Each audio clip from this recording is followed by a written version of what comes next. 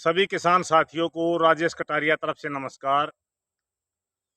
आज हम भाई स्पेशल बात करेंगे जैविक खेती, रासायनिक खेती और प्राकृतिक खेती। कई मेरे किसान साथी बड़ी दुविधा में होते हैं।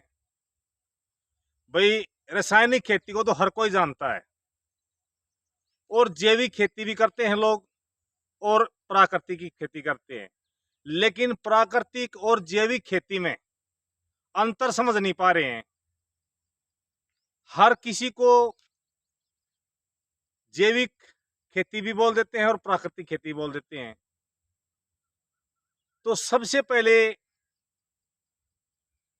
वीडियो में आगे बढ़ने से पहले मैं सभी साथियों से अनुरोध करूंगा, जो भी नए साथी हैं वो चैनल को सब्सक्राइब कर लें और साथ के साथ बेल आइकन दबा दें। वीडियो अच्छी लगे तो लाइक और शेयर जरूर करें। तो किसान साथियों, सबसे पहले हम बात करेंगे भी रासायनिक खेती। रासायनिक खेती आज हमारे इंडिया के अंदर लगभग एवरेज 94 से लेकर और 98% तक रासायनिक खेती करते हैं।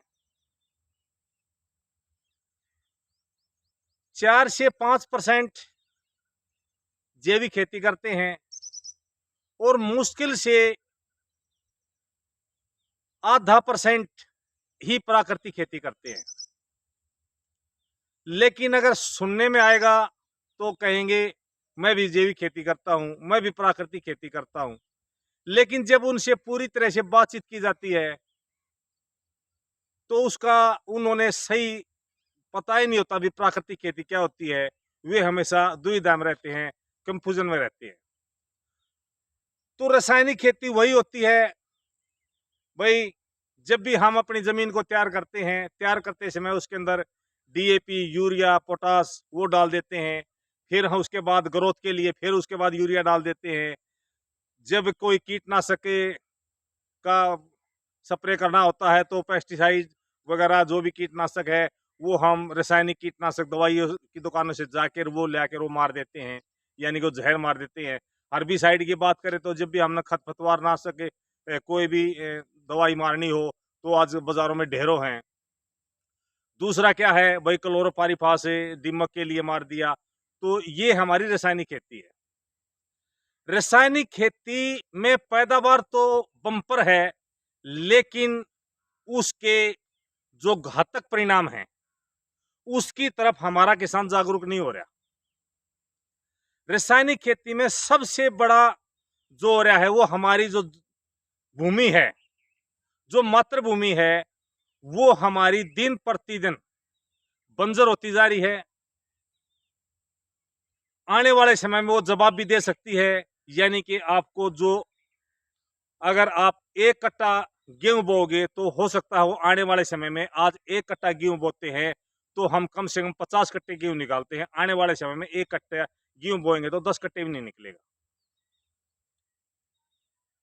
और सबसे घातक परिणाम इसके क्या होते हैं? इसके घातक परिणाम होते हैं हमारी आने वाली पीढ़ियों पर। जो वर्तमान में हम जी रहे हैं, यहां पर भी बहुत ज्यादा रासायनिक खेती का अटैक हो रहा है। क्या हो रहा है? आप देखेंगे जगह जगह पर, हर गांव में कैंसर के मरीज दिन प्रतिदिन बढ़ते जा रहे हैं। शुगर के मरीज दिन प्रतिदिन बढ़ते जा रहे हैं। हार्ट अटैक की रोजाना नई से नई घटनाएं आती हैं। फला आदमी हार्ट अटैक हो गया, मर गया, फला आदमी को कैंसर है। तो इन सब से बचने के लिए और हमारी आने वाली जो पीढ़ी होगी वो बिल्कुल, एक किस्म की मैं कड़वी बात आपको लग सकती है, आने वाली पीढ़ी को हम नपुंसक भी बना सकते हैं। ये बहुत ही कड़वी लगेगी, इसके लिए मैं माफी चाहता हूं। लेकिन अगर हम इसी तरह से दिन प्रतिदिन आने वाले समय भी ऐसे ही अंधाधुंध रासायनिक उर्वरक का या रासायनिक दवाइयों का या हर्बिसाइड का ऐसे अगर इस्तेमाल करते रहे तो बच्चा जब गर्भमय होगा तो वहीं हमने पता लगेगा हमारे बच्चे को फला बीमारी है, फला बीमारी है, और लाखों रुपये हम खर्च करने के बाद भी उस बीमारी से निजात नहीं पा सकते। आखिर में हमने आने से पहले, उस दुनिया में आने से पहले उस बच्चे से हाथ धोना पड़ सकता है। तो इससे बचने के लिए जैविक खेती की शुरुआत हुई, क्योंकि आज से 50 साल पहले भी जैविक खेती होती थी। उससे थोड़ा और पीछे जाएंगे तो प्राकृतिक खेती होती थी। तो अब बात करेंगे भी जैविक खेती। जैविक खेती उसको बोलते हैं जहां पर हम कोई भी रासायनिक खाद नहीं डालते, रासायनिक दवाइयों का प्रयोग नहीं करते। जैसे उदाहरण के तौर पे बात करूं, जिसको बोलते हैं गो आधारित खेती, वो भी जैविक खेती है। वेस्ट डिकम्पोजर का आजकल धुआंधार प्रचार है, उसके रिजल्ट भी अच्छे आते हैं। अगर हम उसको मल्टीप्लाई करके खेत में देते हैं तो वो भी जैविक खेती है। जैसे हमने जीवामृत का इस्तेमाल कर लिया, सरसों की खली का इस्तेमाल कर लिया, या भाई हमने अलग अलग कई तरह के हमने और प्रोडक्ट बना लिए, जैसे जिब्रेलिक एसिड बना लिया, या भाई हमने अपना घन जीवामृत बना लिया। इस तरह से या कुछ प्रोडक्ट हमारे जैविक बाजार में भी आते हैं, जैसे Agroveera plus liquid fertiliser, Agroveera plus granular खाद भी आता है, वो भी जैविक होता है। इस तरह से और भी कई कंपनियां, जैसे सागरिका है, वो ग्रेनुअल में भी आता है और लिक्विड में भी आता है। और भी कई कंपनियां जैविक प्रोडक्ट बना रही हैं, जैसे ट्राइकोडर्मा है, सुडोमोनास है, माइक्रोराजा आता है, कंसटिया आता है। ये जैविक खेती में यूज होने वाले हमारे प्रोडक्ट हैं। जैविक खेती में कोई भी आइटम जब हम बना के डालते हैं या खरीद के डालते हैं अपने खेत में, रासायनिक ना हो, वो जैविक हो, ऑर्गेनिक हो, हम बाजार से लेके आते हैं या अपने खेत में बनाते हैं, अपने घर पे बनाते हैं, उसको खेत में डालते हैं, उसको हम जैविक बोलते हैं। अब बात आती प्राकृतिक खेती। प्राकृतिक खेती, गो आधारित कोई प्राकृतिक खेती बोलते हैं, लेकिन प्राकृतिक खेती वो नहीं है। प्राकृतिक खेती, उसका पहले मीनिंग समझिए। प्राकृतिक यानी कि जो प्रकृति ने जो हमारे को दे दिया, जैसे बारिश आई, हमारे खेत की पानी की पूर्ति होगी, उसके अंदर हम बाजार से कोई भी खाद जैविक लेके खेत के अंदर नहीं डालेंगे। प्राकृतिक खेती के अंदर जो प्रकृति ने बना रखे हैं, जैसे गोबर का खाद है, ये प्रकृति की देन है, वो हम डालेंगे। कभी भी हम अपने खेत में किसी भी तरह से ना तो रासायनिक कीटनाशक, ना जैविक कीटनाशक, वो हम अपने खेत में यूज नहीं करेंगे। हमने कोई पौधा लगा दिया, पौधा लगाने के बाद सिर्फ उसकी नड़ाई गुड़ाई हम कर सकते हैं। बाहर से हमने उसको ना तो पानी दिया, ना को खाद डाला, ना को स्प्रे किया, उसको प्राकृतिक कहते हैं। लेकिन प्राकृतिक खेती हम अचानक से शुरुआत नहीं कर सकते। अगर हमने एकदम से अपने खेत में प्राकृतिक खेती शुरुआत कर दी, सपोज करो हमने कोई भी प्राकृतिक रूप से कोई पौधा लगा दिया,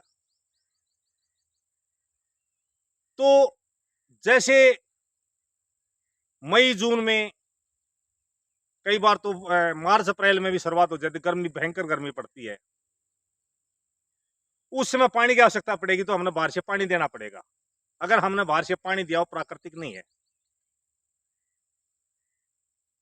अगर हमने पानी नहीं दिया, तो हमने कोई पौधा लगाया हो, सूख जाएगा। या हमने बरसात आई, बरसात में हमने कोई फसल बो दी और वो फसल 2-3 महीने बरसात नहीं हुई, देखें तो फसल ही नष्ट होगी। क्योंकि प्राकृतिक खेती के लिए अभी तक हमारी जमीन तैयार है ही नहीं। प्राकृतिक खेती करने के लिए हमने कम से कम 3 साल पहले जैविक खेती करनी पड़ेगी। और जैविक खेती की शुरुआत करने के लिए अचानक से किसान जैविक खेती शुरुआत कर देता है, उसका प्रोडक्शन घट जाता है। 1 साल करेगा, 2 साल करेगा, तीसरे साल तौबा कर लेता है, कहता है जैविक खेती में प्रोडक्शन नहीं घटेगा। फला भी कहता है, धकड़ भी कहता है। लेकिन हमारा तो रासायनिक में 50 मन गेहूं निकलता था, 20 क्विंटल गेहूं निकलता था। जैसे हमने जैविक खेती की शुरुआत करी, हमारा तो मुश्किल से 10 क्विंटल भी नहीं निकला। कोई कहता हमारा तो 10 मन भी नहीं निकला, यानी कि 4 क्विंटल भी नहीं निकला। और वो निकलेगा भी तो क्या निकलेगा, हल्का दाना होगा। तो जब भी आप कैलकुलेशन करें, रासायनिक खेती में 1 एकड़ में जितना आप खर्चा करते आ रहे थे, आप 1 कट्टा डीएपी डाल रहे थे, 1 कट्टा यूरिया डाल रहे थे, उसमें 1 कट्टा पोटाश डाल रहे थे, तीनों का कैलकुलेशन निकालें। उसके बाद जब हमारी फसल 1 से 1.5 महीने की हो जाती है, जैसे गेहूं की 21 दिन में ही कोरवा लगता है, सरसों में 30 से 40 दिन में कोरवा पहला पानी लगता है, उसमें हमने फिर दोबारा यूरिया डालना पड़ता है, एसएसपी डालना पड़ता है, पोटाश डालना पड़ जाता है, डीएपी डालते हैं। तो आपकी एक फसल का जो कैलकुलेशन है, एवरेज आपका एवरेज जो हम रासायनिक में जो खर्चा करते आ रहे हैं, वो 5 से 10 हजार, अलग अलग फसल के अनुसार 5 से 10 हजार हम खर्चा कर देते हैं। और जैविक में आप चाहते हैं जैविक की शुरुआत करके उसमें खर्चा 1000-1500 चाहते हैं, नहीं होगा। तो ये वीडियो लंबी हो जाएगी। अब मैं ये सीरीज शुरू करूंगा। अब भी आप रासायनिक खेती के साथ साथ जैविक खेती की शुरुआत करें। कैसे करें, कुछ पॉइंट मैं इस वीडियो के माध्यम से, एक तो होता है भूमि शोधन, यानी कि हम अपनी मातृभूमि को जहर मुक्त करने के लिए उसमें कुछ शोधन करेंगे। वो कैसे होगा, आने वाले वीडियो में आपको बताएंगे। उसके बाद हम आपको कुछ अपने घर पे ही उर्वरक बनाने सिखाएंगे, कुछ ग्रोथ प्रमोटर बनाने सिखाएंगे, कुछ फंगीसाइड के बारे में बताएंगे, कुछ आपको कीटनाशक के बारे में बताएंगे। तो जल्द ही जैविक खेती की शुरुआत कैसे करें, भाग नंबर 1 से हम शुरुआत करने जा रहे हैं। अगली वीडियो में इंतजार करें। आज की वीडियो में इतना ही। वीडियो देखने के लिए सभी साथियों का धन्यवाद। जय हिंद, जय भारत, जय माता दी।